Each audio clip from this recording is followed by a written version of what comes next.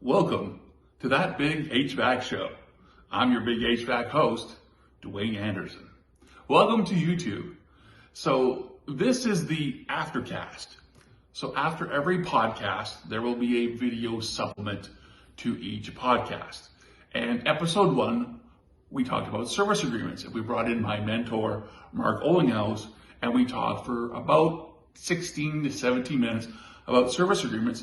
And I thought in the aftercast, we're just gonna refine some of those conversations a little bit and maybe clarify a few things.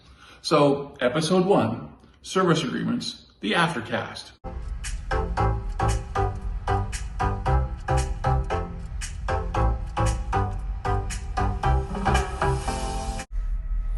So service agreements.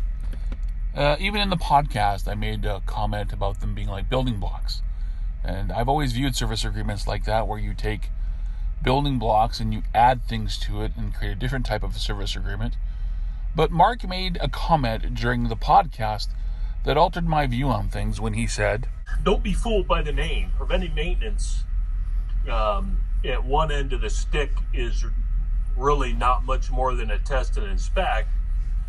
And at the other end of the stick is an extremely useful service to have engaged in your building."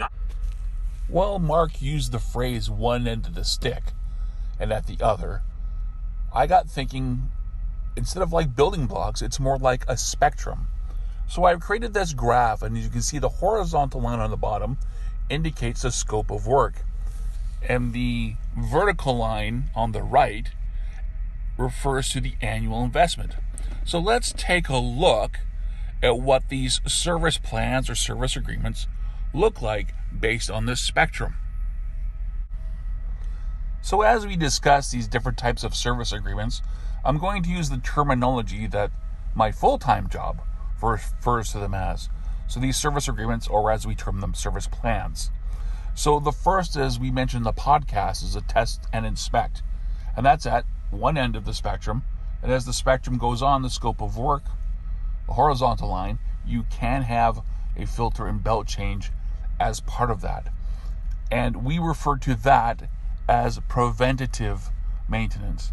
This is really the founding cornerstone, if you will, of all the service plans or service agreements. So on the spectrum, it is on the far left, and because it is lower down, obviously the annual investment in it would be less. Secondly, would be what we would term as the proactive service plan.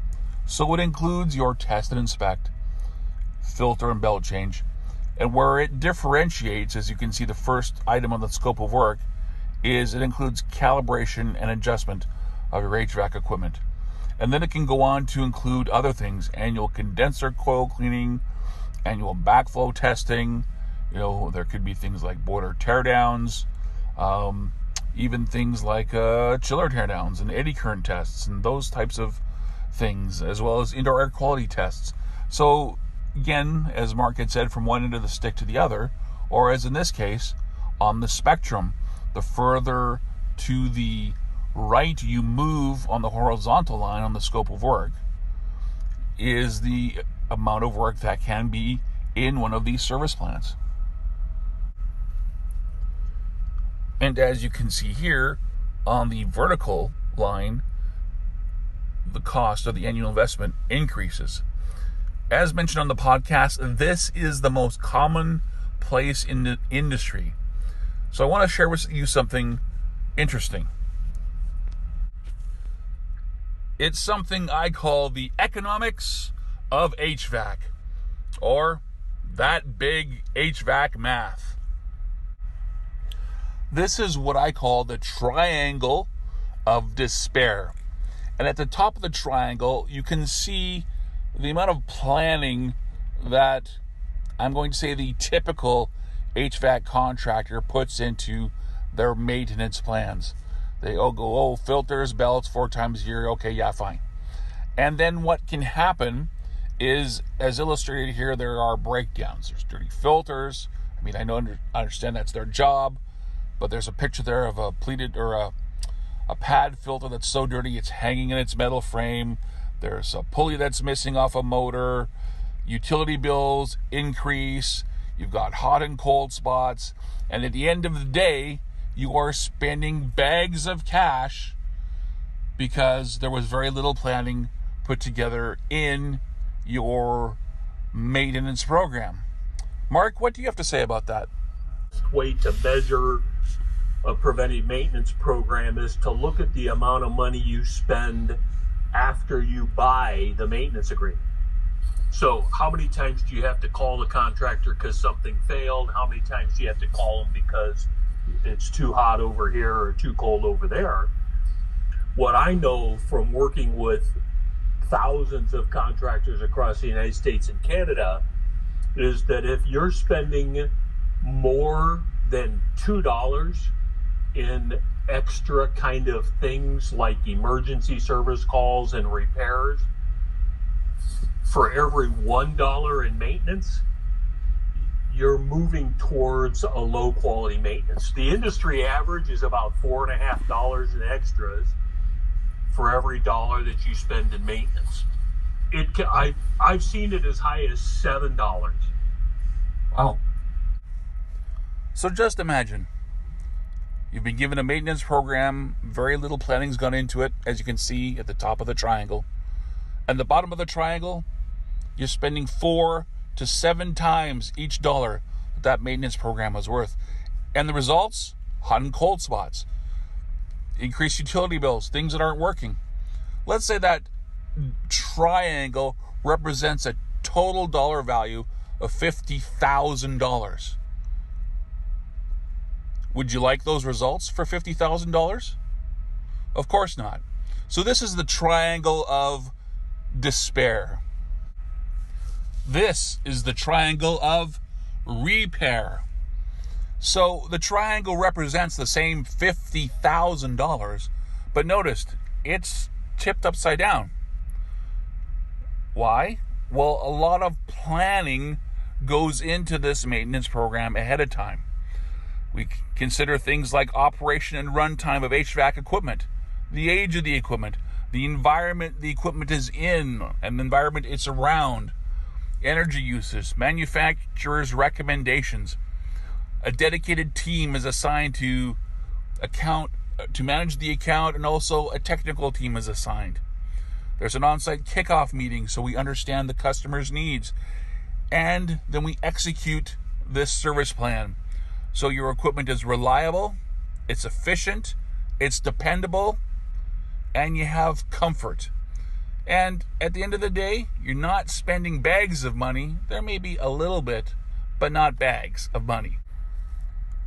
So now the question is, if I could demonstrate to you a maintenance program where you would spend equal to or less than what you're spending in your triangle of despair with a triangle of repair, would you choose to go with that option?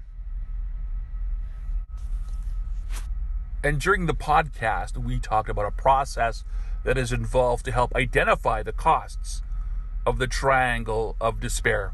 And that is what I call the economics of HVAC. Then we would propose a performance service plan. The performance service plan would be the next one on the spectrum. So the performance service plan takes it a step further because it includes all of the replacement of the moving and maintainable components, such as bearings, shafts, condenser fans, compressors, and the labor to repair those things are included, as well as travel time, service calls, and after-hours emergency services. All tools and test equipment is part of this maintenance program, as well as all supplies and materials. Again, as you can see, the scope of work is greater, and so is the annual investment. But that is why we go through the economics of HVAC to illustrate what you're currently spending and what this program offers. And lastly, the Premier Service Plan.